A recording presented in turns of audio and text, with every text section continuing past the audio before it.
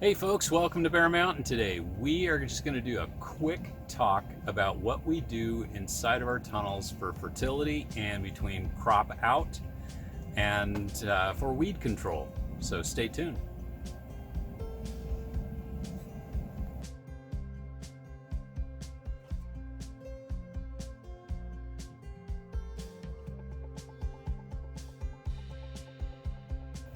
We're a little different than a lot of people do.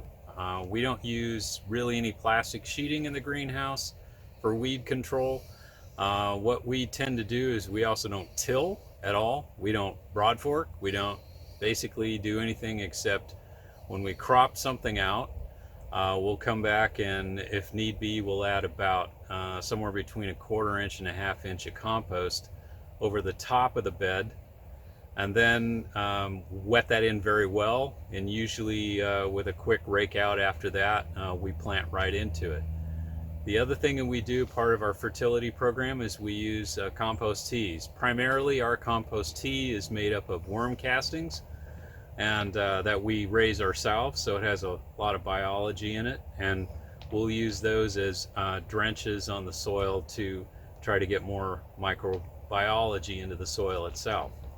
So what we just wanted to show you today was just some examples of things in the various stages of after it's been done, before it's been done, and one that was just done with an application of compost.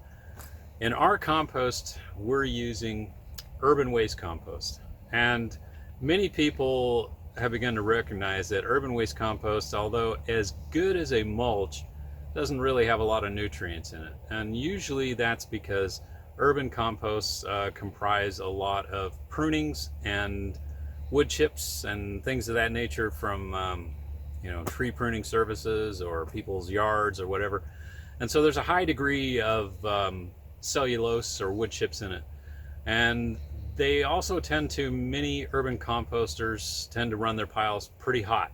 And so from a biology standpoint, it's kind of limited and it's mostly bacterial. And as when it's applied to the soil, the actual parts of the food waste and things that were composted disappear pretty quick in terms of the biology, and what's left is usually a lot of wood chips over time. So here's a classic example of last year's what's left of the urban compost.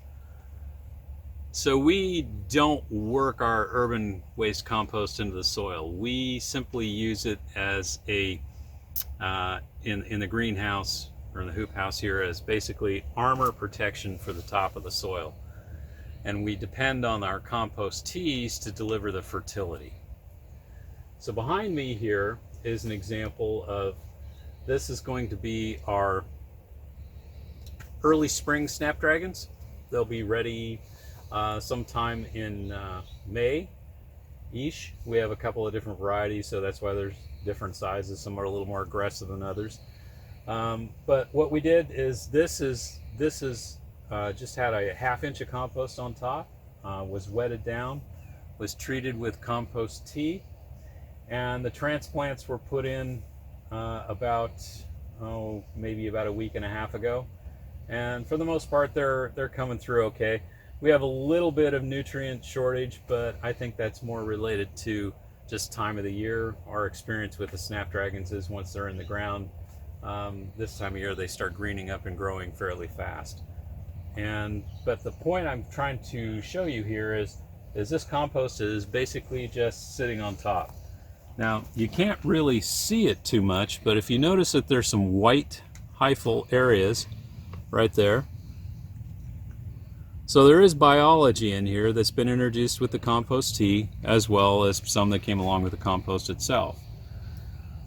This is going to form an excellent mulch over the top and help conserve moisture. As a matter of fact, we don't have to water that much in here. This is the last watering was done basically at transplant time. So you can see that the water level moisture is maintaining pretty well. To the flip side of it, we have a bed of overwintered delphinium that's just beginning to break dormancy. We're going to come in and put a top dress of about a 1/4 inch of urban waste compost over the top. and then water it in, and then start treating it with the compost tea. In a few weeks, once these delphinium really start rocking and rolling, they'll form a nice canopy cover over the top, and they'll be in good shape.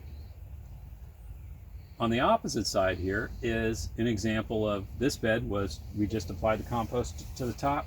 It wasn't very scientific. We just come in with our wheelbarrow and a big scoop shovel and just flip it on. Now, the advantage of having to be able to use such a low amount of compost is that at any one time we don't use a lot. So as an example, to do this whole 45-foot section of bed right here took approximately about 8 cubic feet, maybe a little less. So we'll do this maybe once or twice a year, depending on how things look. And that's it. That's all we do for the compost additions. We don't go into deep, heavy compost mulches or things of that nature, unless it's a plant that requires it, like tulips. But for the most of all the other annuals that we plant in the tunnels, that's it. That's the fertility program.